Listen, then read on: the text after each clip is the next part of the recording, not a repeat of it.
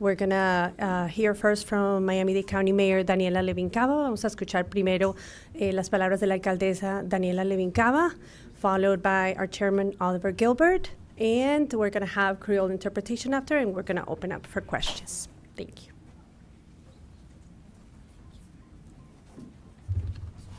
Good morning, everyone. Thank you so much for joining us here today. We are very proud to share our proposed budget for the upcoming fiscal year, and I want to thank our chairman, Oliver Gilbert III, for being with us here today. Thank you, Mr. Chairman. Before going into our budget, I want to address two events that transpired over the weekend. On Saturday, our nation witnessed an unacceptable and reprehensible attack against former President Donald Trump. Political violence of any kind is unacceptable. Regardless of your beliefs, these attacks go against the very foundation of what our country stands for and the values we hold dear. We must stand together to keep one another safe. Our Miami-Dade Police Department was on alert all weekend and will continue monitoring to ensure the safety of our electoral process and all of our candidates. I also want to reiterate our statement from last night regarding the Copa America final game organized by CONMEBOL. I was outraged by the unprecedented events that took place. I want to thank every public safety personnel, all of them, for handling this challenging event and utilizing all possible resources to keep our attendees safe. To put this in perspective, with the additional resources we called up last night, in total, we had over 800 officers and members of other agencies on site, compared to just over 300 for the Super Bowl. And it's a credit to everyone present, especially the stadium team and the men and women of MDPD and our fire department who ensured that everyone could exit safely after the game. We will be working with the organizers to ensure that a full review of last night's events takes place immediately so that we take all possible learnings going forward as we prepare for the 2026 World Cup. En español. Antes de hablar de nuestro presupuesto, quiero abordar dos eventos importantes que ocurrieron durante el fin de semana. El sábado, nuestra nación fue testigo de un ataque contra el expresidente Donald Trump. La violencia política de cualquier tipo es inaceptable. Independiente de sus creencias, estos ataques van en contra de los valores de nuestro país. Debemos seguir unidos para protegernos entre todos. Nuestro Departamento de Policía de Miami-Dade estuvo en alerta todo el fin de semana y seguirá monitoreando para garantizar la seguridad de las elecciones y de todos los candidatos. También quiero recordar nuestra declaración de anoche sobre la final de la Copa América, organizada por la CONMEBOL. Estoy indignada por lo que pasó antes del partido.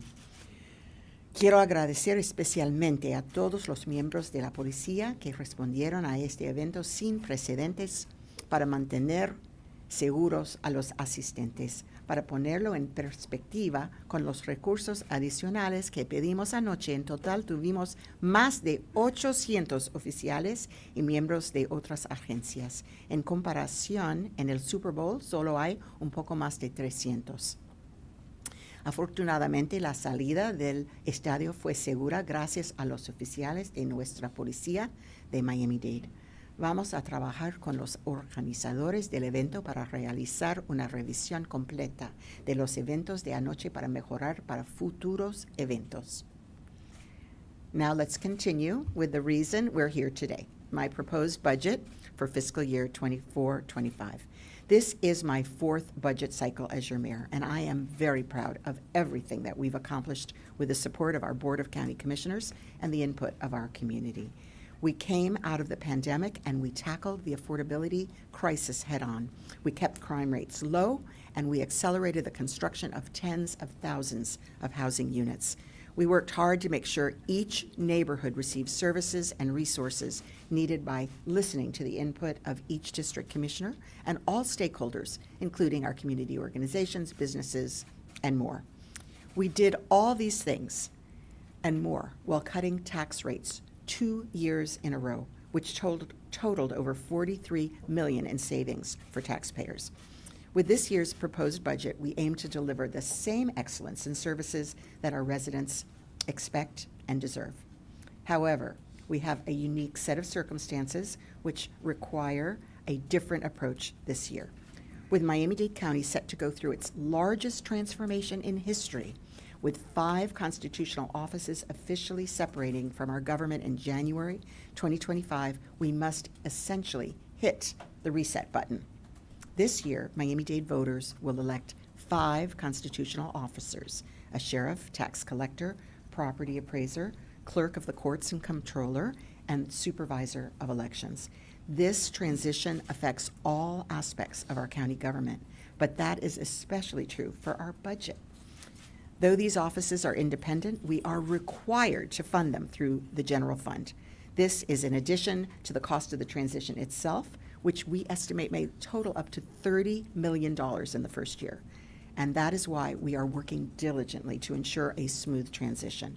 We must set ourselves and these offices up for success, and we must ensure that our residents receive the same level of efficient and effective service without interruptions or delays. This is a top priority. At the same time, federal dollars that benefited communities across America during and post-COVID-19 are no longer available. And as our county continues to boom, demand for county services continues to grow. Despite the constraints, we're working hard to make sure that we can continue to deliver the same services. This year, we're taking a more prudent approach than ever because we must be ready for the challenges of tomorrow. I am recommending that we maintain our current level of service with a flat millage rate to ensure that we can cover the costs of the new constitutional offices, especially in this transition year. And thanks to the tax rate cuts of the past 2 consecutive years, the tax rate is already historically low. It's the lowest since 1986. We know many of our residents continue to struggle with rising costs of living. By cutting the millage rate in the last 2 years, we did our part to provide relief to property owners because we know that everything helps. Every budget cycle, my priority is to meet the needs of our community while keeping taxes as low as possible and budgeting efficiently. And this year, we will be more measured than ever with our proposed budget to ensure there are no interruptions in service in the county or in the constitutional offices.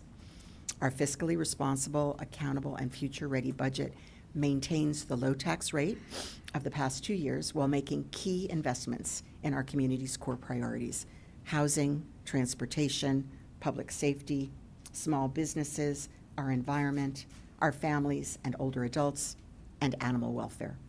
We will continue to build on the progress we've made to tackle the affordability crisis. We'll continue to build tens of thousands of additional units of workforce and affordable housing. There are 8,700 more multifamily units in the pipeline today with direct county funding. We will deepen our commitment to providing resources to residents through the new Office of Housing Advocacy, and we will continue to implement the Historic Homes Plan, providing relief for renters and homeowners and working to accelerate construction. Along with housing, we are building on our success in drawing down federal and state grant dollars for our critical infrastructure. Since 2022, my administration has brought down approximately $1.5 billion in competitive federal and state grant funding to accelerate projects that enhance our community's resilience and our economic vitality. This includes competitive grant awards for the South Florida Climate Ready Tech Hub, the only federally designated climate tech hub in the nation. Our budget also includes Vision Zero, infrastructure improvements for traffic, pedestrian and bicycle safety, and over $500 million in capital projects for our water and wastewater system this year alone, the largest water infrastructure project in Florida history. I'm very proud to share that in total we have completed over $2 billion in water projects since I became mayor. Our airport and seaport are experiencing unprecedented growth. Just at MIA, we're seeing a 10% growth in passengers after breaking records last year. We're working hard to modernize these major economic engines and ensure that they are future ready. Shore power is here at Port Miami, which allows cruise ships to plug into our electric grid and reduce emissions and pollution, and 2 iconic new terminals are underway. And MIA is a prime example of modernization in action as we invest a historic $9 billion in maintenance and capital improvements. Looking ahead, we're thrilled that the Federal Transit Administration has proposed $264 million for the Northeast Corridor in the fiscal year 25 federal budget, a critical project to better connect our community, and we're moving steadily forward on the North Corridor, thanks to a federal earmark that will allow us to complete the necessary studies while we continue to work closely with FDOT to get it done. We implemented the Better Bus Network after 40 years of status quo. We're continuously listening and implementing changes based on your feedback, and more people are riding transit, including roughly 10,000 more people per day on buses. As always, we're continuing to fund the SMART program. The South Dade Transitway is scheduled to complete construction this year. It's the longest electric bus rapid transit system in the whole world. And we'll be working with the new sheriff's office to keep our officers and communities safe as we manage the transition in the year ahead. We'll continue to prioritize public safety. We're going to curb gun violence through the county's landmark Peace and Prosperity Plan, and we're making upgrades to critical crime-fighting technology. Safeguarding our environment is critical to our economic prosperity as well, and we recently experienced extreme rain, and we'll continue to see more heat, storms, and floods. And that is why, through this budget, we're working to address heat and protect our most vulnerable residents. We're recognized globally for leading the way in heat protection. We will continue our path to net zero through solar installations and fleet electrification. We're creating savings for our residents and a cleaner local economy by reducing our carbon footprint. And we recommit to protecting Biscayne Bay, the blue heart of our economy, which provides an estimated $64 billion of economic impact each year. We're continuing innovative economic programs like Strive 305, which is already serving about 15,000 small businesses with mentorship, access to resources and grants, courses, loans, and much more. Our people are our greatest asset, so of course we're investing in opportunity for our families and older adults. We recently launched Zero Drownings Miami-Dade to serve 20,000 children annually through our parks and working with our school system and to save lives. And this year's budget funds a range of social services, from job placement to eviction prevention at our No Wrong Door community resource centers. And last but not least, we're looking out for all the pets in county care. We're increasing spay-neuter services. We're helping people keep their pets with food and veterinary care, and we're adding more resources to take care of pets in our shelters. You can learn more about all these priorities and investments in this year's budget at miamidade.gov/budget. We will continue to ensure that the public's voices are heard in this process. I encourage our residents to join our upcoming budget town halls. These will be announced in the coming weeks. So in summary, this is a responsible, accountable, and future-ready budget that ensures our fiscal foundation is secure. Despite these constraints, we are facing, for the first time in history, we are maintaining critical services for our community. I want to thank our budget team who skillfully put together a budget this year, as they do each year, to reflect our community's needs and priorities. They worked especially hard this year. Through smart budgeting and efficient use of tax dollars, we will continue to deliver critical, high-quality services that our community needs and deserves. I look forward to working closely with our Board of County Commissioners to finalize this budget and ensure a strong local economy and county. Thank you. Spanish? En español.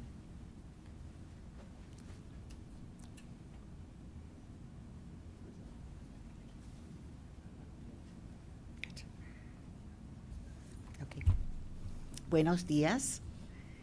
Esto es mi cuarto presupuesto como alcaldesa y estoy muy orgulloso de todo lo que hemos logrado con el apoyo de la Junta de Comisionados del Condado. En los últimos 4 años salimos de la pandemia y enfrentamos la crisis de asequibilidad, bajamos los índices de violencia, aceleramos la construcción de vivienda y reformamos nuestro sistema de buses. Hicimos todo eso y más mientras bajamos las tasas de impuestos por 2 años seguidos, generando más de 40 163 millones en ahorros para los residentes. Con el presupuesto para el próximo año fiscal, queremos seguir ofreciendo los servicios de calidad que nuestros residentes necesitan y merecen. Pero estamos pasando por la transformación más importante de nuestra historia. 5 oficinas se van a separar oficialmente de nuestro gobierno. El próximo año, Miami-Dade tendrá un sheriff, un recaudador de impuestos, un tasador de propiedades, un secretario de los tribunales y un supervisor de elecciones que van a ser elegidos por los residentes. Estas oficinas deben ser financiadas con el Fondo General y la transición costará $30 millones en el primer año. Además, no vamos a recibir los fondos federales que tanto nos ayudaron después de la pandemia.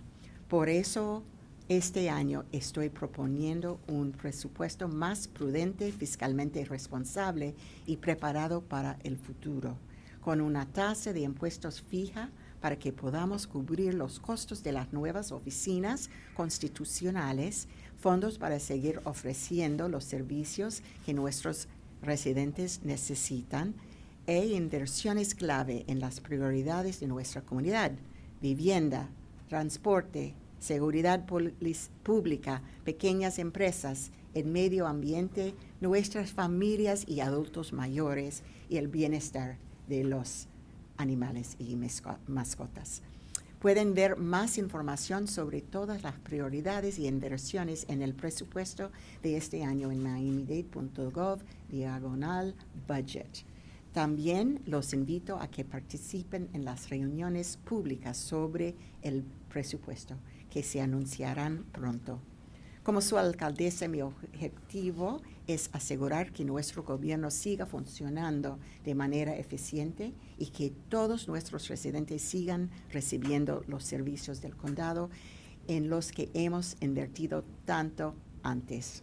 Espero colaborar con la Junta de Comisionados del condado para finalizar este presupuesto y garantizar una economía local y un condado fuerte.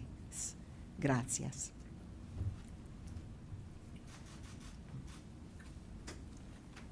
Thank you, Mayor. We're going to hear now from our chairman from the Board of County Commissioners, Oliver Gilbert.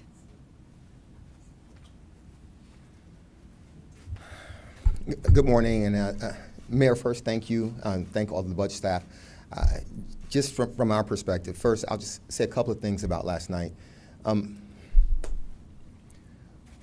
We host a lot of big events here in South Florida. We're in the business of hosting big events. We host big events well. I've never seen anything like that last night, like I saw last night, and we're not going to see that again. One of the things, and we'll review with the promoters, we'll review with the stadium. Law enforcement acted admirably, as they are prone to do. But a large part of this is actually self-regulation also.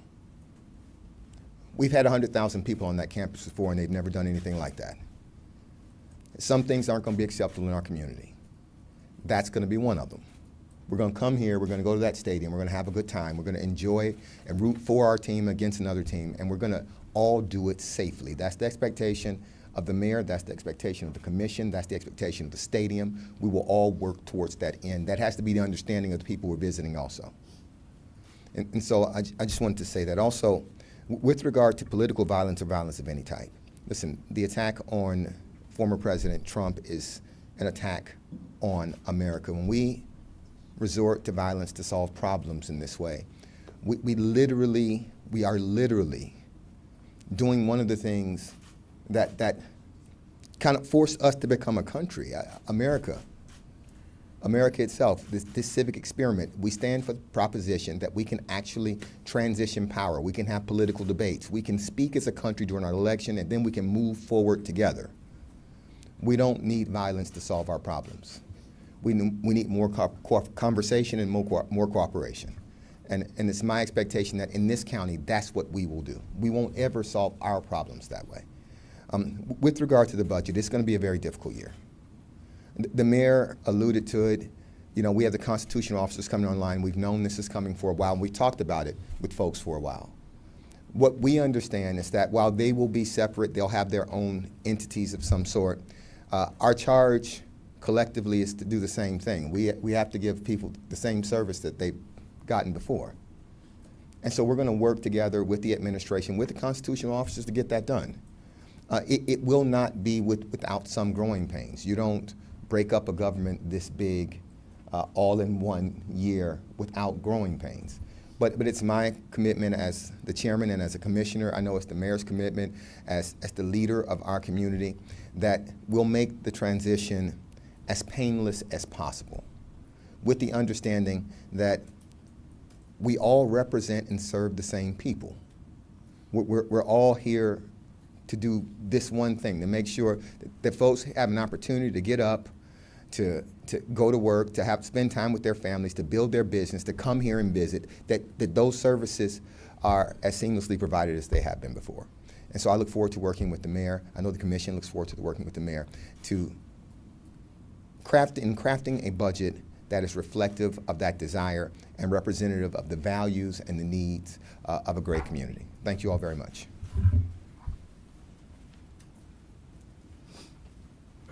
Thank you, Chairman. We're going to have our Creole interpretation now. Thank you, Lynn. Bonjour tout le monde. Je dis à m'a présenté le 4e budget que l'administration a réalisé ensemble avec participation conseil commissionnaire contre Miami de Dio. Pendant 2 années qui sont passées, il y a un effort qui été fait pour te réduire le niveau de taxe qui était gagné sur la population. Et l'effort ça a arrivé à un niveau 43 millions de dollars.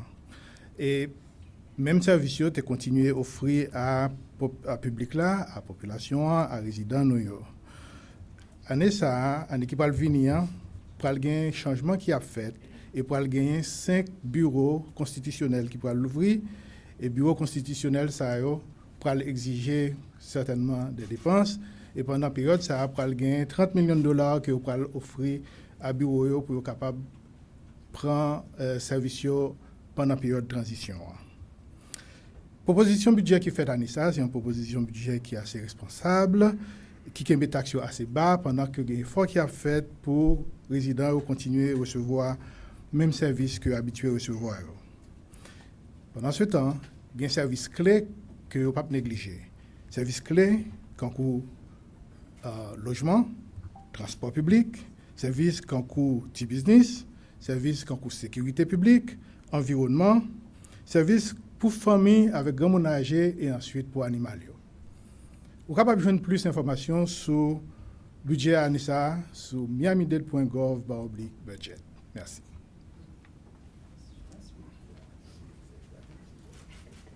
Thank you very much. We're going to open up for questions. I really encourage members of the media to follow up with questions about the budget first. If there's any other topics, we can address them later. Vamos a abrir para preguntas. Les pido que si hay preguntas sobre el presupuesto, empecemos con esas y después abrimos para otras preguntas. Gracias. I'm sorry, we are going to start with a soccer question. Mayor, what went wrong last night, and why were so many fans allowed? Doug, but I'm sorry. Let me finish my question at the press conference. Why were so many fans allowed to get to the ticket to the entrance of the stadium without tickets? let me answer. We definitely want to answer those questions, but we want to acknowledge that we're at a press conference about the budget, so we want to know if there's any other questions about the budget. Glenn, thank you. So by leaving the millage flat in order to fund a difficult year, how worried are you, if at all, about being in an election year with someone who's going to criticize that probably in the next few hours?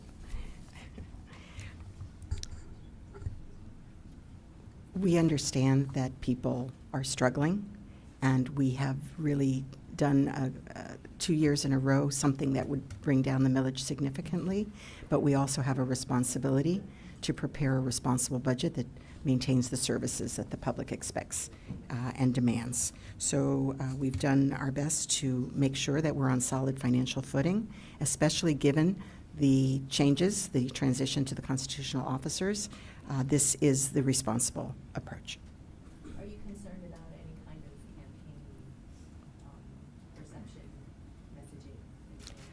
I am going to do my job as mayor to make sure that we are on solid footing moving forward. That is my focus. How about it? Similar question in Spanish, please. Your opponent, well, you explained that you've reduced the tax rate for 2 years. He says that taxes are going up because of property values and maintaining the millage rate flat. In Spanish, how would you respond to why that is, according to your budget, necessary right now? En español.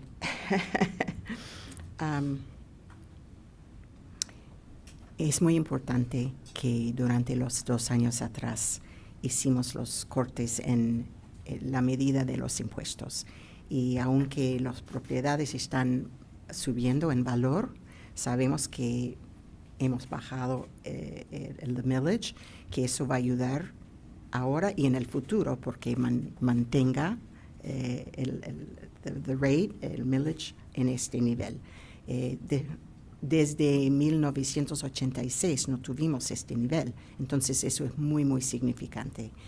En este año tenemos que balancear las necesidades del futuro, los cambios, las transiciones de las oficinas constitucionales,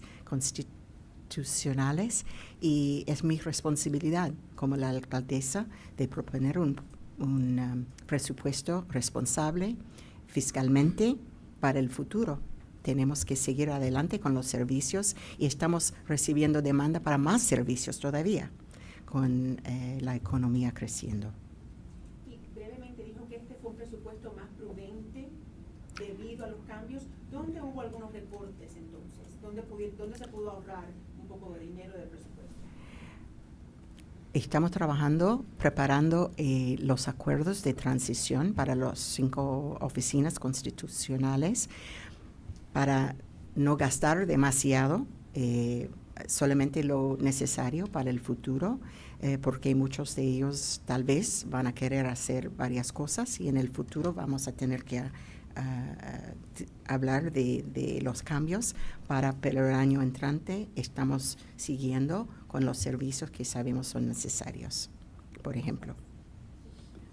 Mayor Cava, this is Alexander Newshow with iHeart Podcast Network. Are you in favor of the straw vote for expanding the transportation system? And if yes, where is the funding going to come from? And my second question is, despite the fact that the millage rate went down, overall, a lot of my viewers and listeners that live in Miami-Dade County, unincorporated areas, are complaining that property taxes went up. Would you care to comment on both of those questions, please? Yes, so the straw poll question, which is sponsored by our chairman, if he would care to respond to it. But yes, I believe that it's an important question for the public, so I'll allow him to answer that. And as far as the other question, we live in a community which is very attractive. A lot of people who've moved here, property values have gone up, and we have really tried hard to balance the fact that people are having a hard time paying bills with a high cost of living. And we were able to reduce the tax rate 2 years in a row.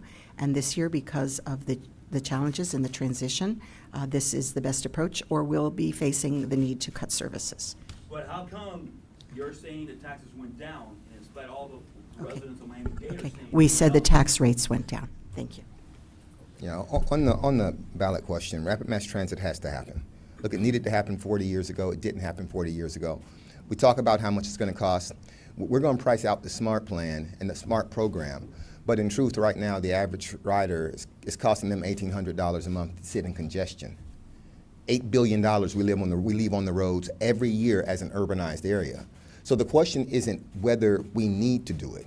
It's we needed to do it 30, 40 years ago. We have to do it now. Look, we have people moving here. We need rapid mass transit. We talk about being a world-class community. You don't see a world-class community that's flat, and you don't see a world-class community without rapid mass transit. The ballot question is meant to actually start that conversation with the public. Because for far too long, we've been saying we're going to do something. It's not going to be easy, and it's not going to be cheap, but we're paying more right now. We will continue to pay more. $8 billion a year. That's what we leave on our roads in congestion. And so there's this prevailing idea that you can have something and you can continue to be very great and it's going to be free. It's not going to be free. We have to invest in this community, in the infrastructure in this for this community, for the future. We have to do it, and we need to start now. I put that ballot question on there because I want people talking about rapid mass transit. They've been promising it since I was a young boy. I'm 51 years old now. It's time we either do it or tell people we're not going to do it. But we're going to have an open and honest conversation about it. If it gets approved, where's the funding gonna come from? We'll figure it out. If it gets approved, we'll talk to the residents about that also. Because right now, we know they're paying. We know that they're paying. We know what it's costing to sit in congestion. And we know when you talk to businesses, one of the things we know that traffic congestion is a problem and workforce training is a problem. Those things going forward from a future perspective, we have to deal with. So if it's the TID item that's on the agenda that takes money and the increase in value along those corridors and invest back in, that'll be a piece of it. We'll lean on our federal and our state partners. That will be a piece of it. But we will have to figure that out the same way we figure out everything else. Because what we know is we can't continue on this path. When we talk about housing prices going up, the reason why we have housing prices is because we don't have enough supply. We need those corridors active, and we need people building density along those corridors so that you can affect the basic principles of supply and demand. So it's easy for people to criticize and say, where's it going to come from? Where's it coming from right now? People are paying it right now. They're paying it right now. And so I look forward to having a conversation with anyone about rapid mass transit because I'm going to need you to give me the alternative. Because the alternative in the past has been, let's just sit and wait and hope it gets better. It's not going to get better. It's only gotten worse. It gets worse every year. So as a community, we have to decide what we really want. Do we really want a community that can move around, that actually is resilient, that has housing, that's accessible for the people who work here?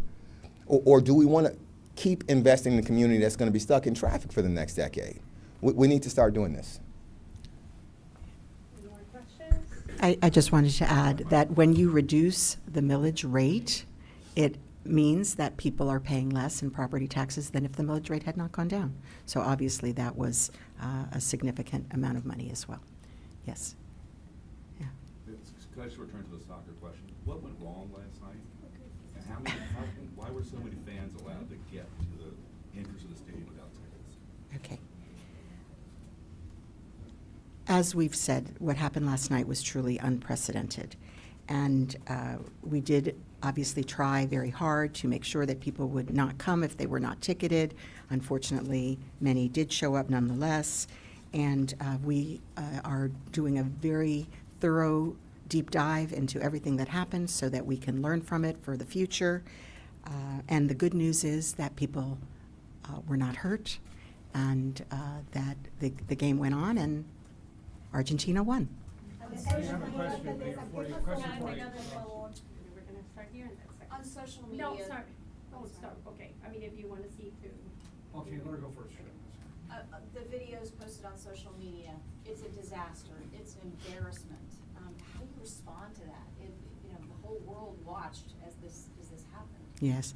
So I can tell you because I was in the control room the entire time that we worked very seamlessly together, all of the key organizers, to deal with everything that was happening and to do our very best to reduce the risk of danger or harm and to have the game go on. And it did go on, and it was successfully played, and no further incidents happened. So we certainly recognize that there's a lot to be learned and a lot that we can improve upon in the future. And we stand here to tell you that we're ready to learn everything we can. Sí, sí, sí. Yo puedo decir que eso fue un precedente, que estábamos allí mirando exactamente lo que estaba pasando y juntos con todos los organizadores y los policías, el estadio y todo, decidiendo lo que tuvimos que hacer para proteger todos que estaban allí. Y gracias a Dios, sí, salió sin heridas y jugaron y alguien ganó y tuvimos éxito con todo eso, pero sí estamos haciendo una prueba muy profunda para aprender todo que podamos y para mejorar para el futuro y sabemos que podemos trabajar juntos para resolver los problemas en el momento, pero sí tenemos que prepararnos mejor para el futuro. Porque viene un mundial 2025. Claro, estamos todos nosotros pensando y preparando para esto. Mayor, I'm concerned about the future events, 7 World Cup matches coming here in 2026. More than 800 officers, that's an awful lot of officers. I don't know what it takes to quell that, but what are your thoughts about the future?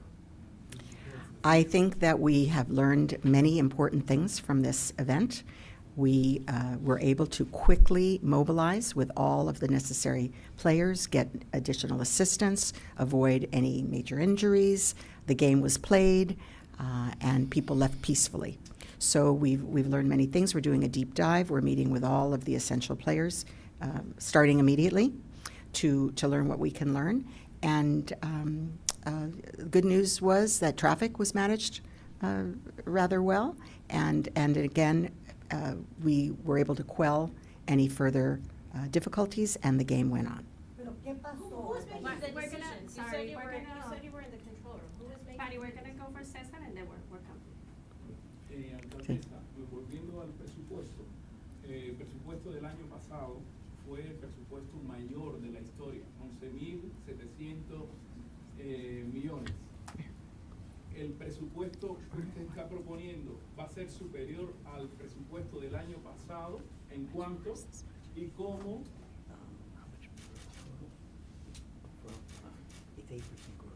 ¿Y cómo va a influir en el pago de los impuestos de los propietarios del sur de la Florida?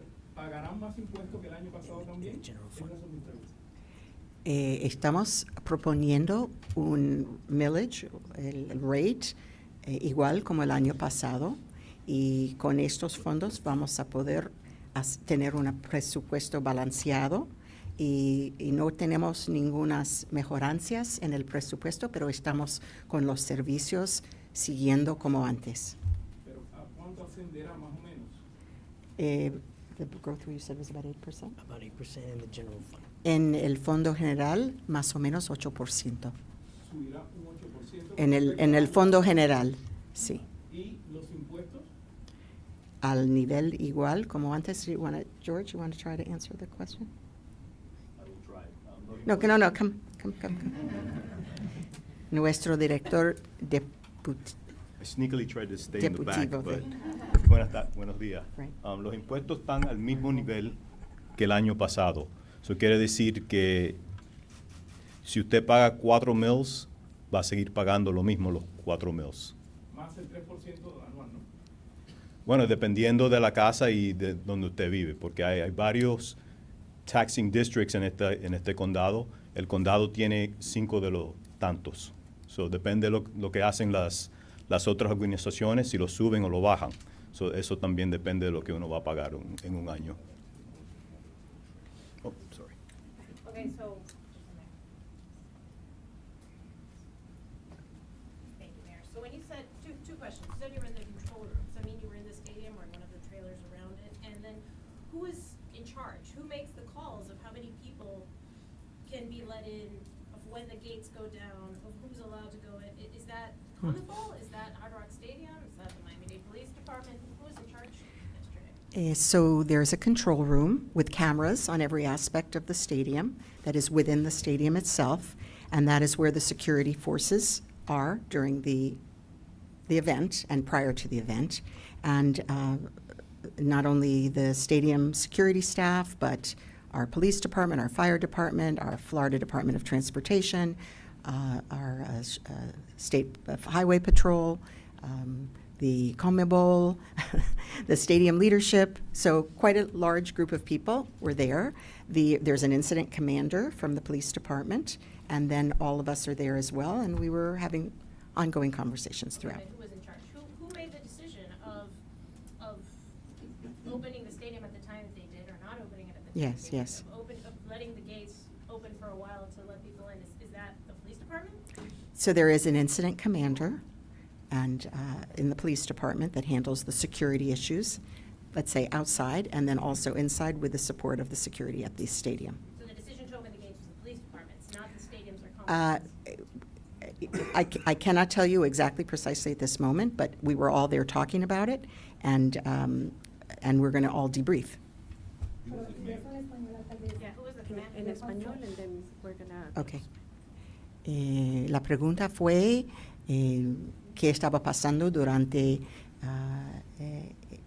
esa ocasión, el incidente, que hay un cuarto con cámaras en todos lugares del estadio, y allí tenemos los policías, los bomberos, oficiales del estadio, varias agencias estatales. Eso es una propiedad privada que pertenece a Hard Rock Stadium. No es, ellos están encargados, pero para la seguridad tuvimos un manager del incidente, de miembro de los policías, y mirando a todo y decidiendo con la ayuda de la seguridad del estadio cómo hacerlo. Mayor, we have the chair also. Just a couple of things. When you say what went wrong, the reason why it's difficult to answer that question is because we need to actually get information. Sometimes people want you to give an opinion before you assess all the facts. And so, yeah, well, we learned that last night was horrible, but that's one thing we learned. But the other thing is actually figuring it out. So sitting down and talking to the folks is part of actually giving your opinion about what went wrong. Because you need to actually listen to people and not form your opinion before you actually gather the facts. That's one thing. The second thing, promoters typically decide when you're going to open gates. That's our law enforcement and stadium operations. They coordinate. And when she says that people were in the room, it's a consensus building, because ultimately we're all there for one reason. They want to enjoy soccer, yeah, but we want everybody to do it safely. And so that's kind of what happens. There'll be more on this after you get all the information, but it did just happen last night. And I'm grateful, and by the grace of God, no one was hurt. So when we see the pictures, I saw the pictures also, that's my hometown, that's Miami Gardens. It was horrible. And so our commitment is to study everything that happened and to do the best that we can to make sure it doesn't happen again, with the understanding that there were 65,000 people there last night. We're never going to have a person for law enforcement. So we're not going to put 65,000 officers. We can't put 65,000 officers there. What we are going to do is look at the infrastructure to see what could be done better, and also reiterate the code of conduct that needs to be observed. Because ultimately, people are going to have to self-regulate. Look, there have been more people at the stadium than was there last night, and they've been like rolling louds at the stadium. We've had 50,000 kids who are out of their minds, and they've never done anything like that before. So so let's just put it all in perspective. In law school, they used to say big cases make bad law, and I would hate for us to sit here and look at this one bad instance and ignore the fact that we have a track record in this community of doing really big events very well. We do them very well. And so we're going to see what happened with the stadium. They're good partners with MDPD, with Miami Gardens, and then we're going to try to make sure it never happens again. Right. Ms. Mayor Cava, how would you answer to the taxpayers that a lot of them are criticizing you in the sense that you installed Chief James Reyes, who has no experience, to head the Miami-Dade Police Department, and because of that decision that you made and James Reyes' inexperience, this is what happened. This is all pinned on you and Mr. Reyes. How would you like to answer that to the taxpayers, please? I'm very proud of my staff. We did really an amazing job saving lives yesterday, making sure everyone was safe, and I'm grateful for all of their help and support. Yeah, and we're going to wrap it up. Where is she? Thank you very much. Why is not from MDPD here? Where's she, right? It's a budget press conference. But thank you, everyone, very much.